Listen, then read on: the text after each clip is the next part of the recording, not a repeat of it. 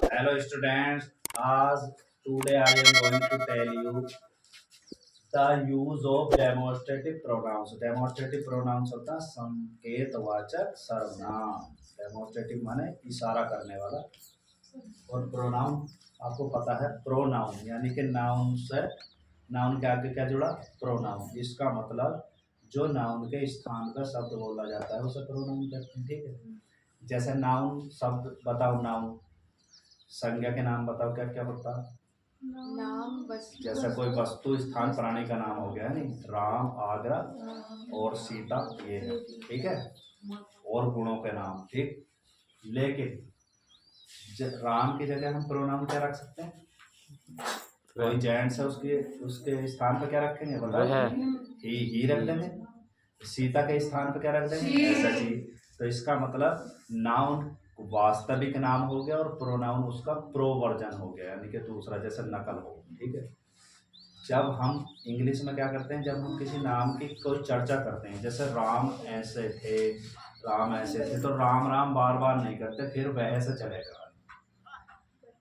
यानी हर बार नाम तो नहीं ले सकता ना आदमी, तो सहूलियत के लिए राम की जगह क्या कर दिया हमने, यूज। ठीक है, ऐसे ही सीता की बात करेंगे या किसी लेडीज की बात करेंगे तो उसका नाम ही नहीं लेने के, बार बार बस एक बार नाम लिया और फिर कहानी चलती रहेगी। तो इसका मतलब है नाउन के स्थान पर जो शब्द आता है उसे प्रोनाउन कहते हैं। और ये कौन से प्रोनाउन है, दिस, दैट, दीज, दोज, ये कौन से प्रोनाउन है, ये डेमोन्स्ट्रेटिव।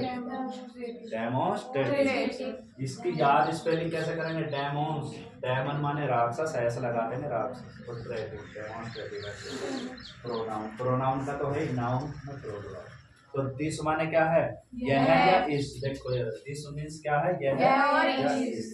दैट मीन्स वह या उस। दीज मीन्स ये या इन। दोज मीन्स वे या उन। यानी कि अगर हम यह की बात करेंगे कि यह लड़का ऐसा है, तो यह से बात कहाँ चली जाएगी, इस लड़के ने आज ऐसा कर दिया है।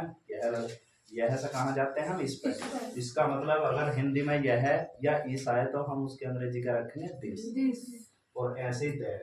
ठीक, अब ये सभी डेमोन्स्ट्रेटिव प्रोनाउन है, ये तो मैंने कर दिया संकेतवाचक सर्वनाम। अब देखो दिस, अब दिस कहाँ यूज होता, संकेत कहाँ करेगा, इसका प्रयोग एक वस्तु, स्थान या प्राणी के लिए होता। कितनी वस्तु है हमारे पास, एक, लेकिन वो होनी कहाँ चाहिए, पास में, हमारे नजदीक। जो हमारे पास में कोई चीज, जैसे मेरे पास एक पेन है तो दिस इज ए पेन, या दिस इज माई पेन कर दूंगा। दिस इज माई बैग, तो मेरे पास है जब, तो दिस इज माई करना है।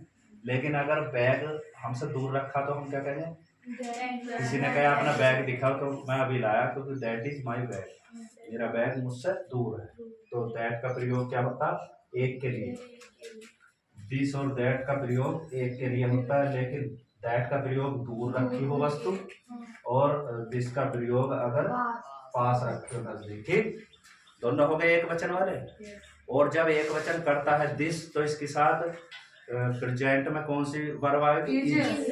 लेकिन अगर पास्ट में है तो क्या आएगी, वाज। ऐसी दैट के लिए प्रेजेंट में क्या होगा, इज, लेकिन पास्ट में होगा तो वाज।